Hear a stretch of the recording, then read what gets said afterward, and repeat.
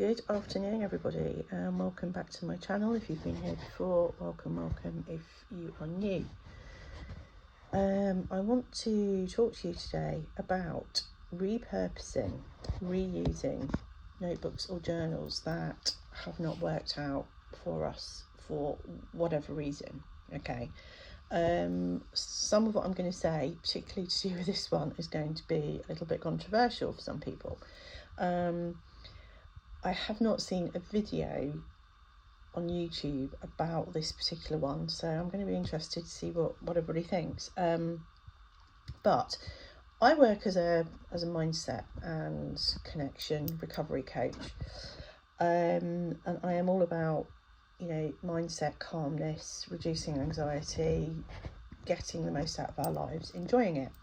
And a huge part of that is not having clutter, not having stuff that does not serve us, knowing when to get rid of stuff, or knowing how to reuse something.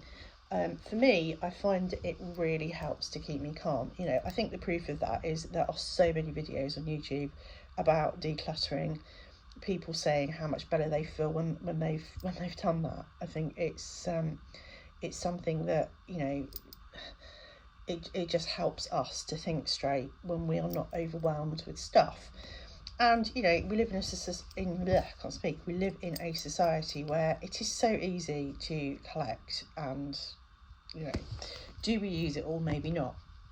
So I'll start with this one first, because it's probably the simplest. This was a Freedom Mastery planner, which was an actual dated planner, and I think I used it maybe for 2020, something like that. It's quite large, it's B5 size, you can kind of tell by my hand it's pretty large. I loved the cover. I really couldn't face throwing this away, even though the planner was done, so I pretty much ripped out the inside of it, used a great big elastic band on the side, and fitted a B5 notebook, which I use in work meetings and stuff like that. And then I've also got a bulldog clip at the front, and I use this bit for keeping printouts, vision boards, ideas, post-it notes, stuff for meetings, dates, things like that. So it sort of acts like a kind of like a folder. It's not posh. You can see where I've ripped out, but hey, it doesn't matter. It's me that's using it, and it makes me happy that I didn't throw this away. So win-win as far as I'm concerned. So that's that one. I just want to keep this brief. This one I think is going to be a bit more controversial. Anybody who is a lover of Hobonichi is going to recognise this as the 5-year planner. And these are expensive. This is the A5 version. I think they also do an A6. I was gifted this by a friend, okay, and that was a very wonderful thing. I'm going to go to the back to show you, because Tomo River paper is just a dream. I've noticed in this book as well, it's remained like the original thin paper versus kind of how the cousin changed. I don't know, that's really weird, but love this paper.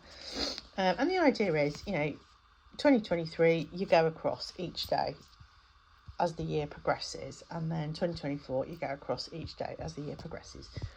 That's wonderful. I've seen lots of these used as 5-year planners. If you love that, that's amazing. I don't. I knew instantaneously I would never use this as a 5-year planner. So what to do? Was I going to sell it, or was I going to use it? Now, I loved this so much because of the thought behind it, and I love the paper, and I just thought, you know what, I am going to use this. I'm just going to go for it and use it as a journal. So I have pretty much used it as an ordinary journal, like I do it in my Moleskine.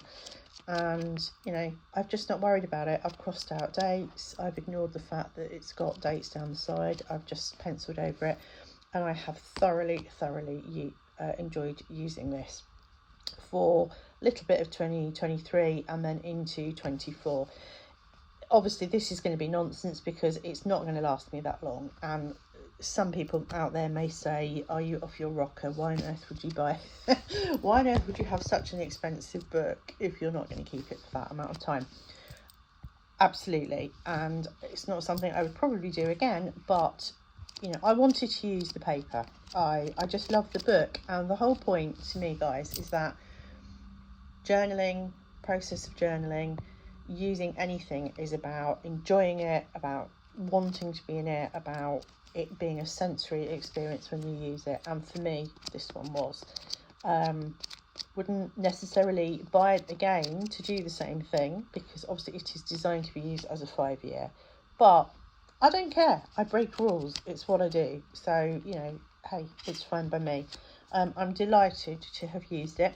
The reason I have this portion left at the back, which is only quite small, is because it's going to be filled with some photos and documentation of something that has happened recently that I want to keep a note of.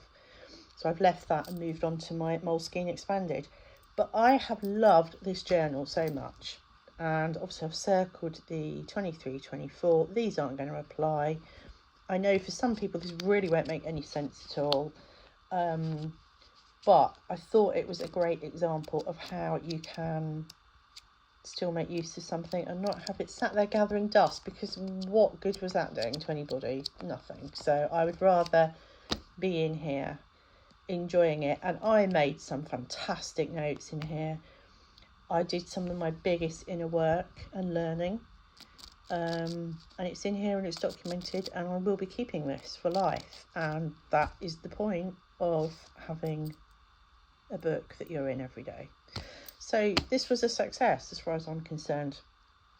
I'd be very interested to know what you think. Do leave a comment if you want to, and please think about subscribing if you haven't done already.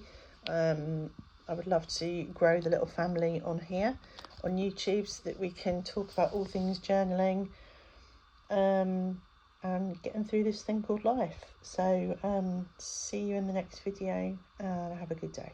Okay guys, bye.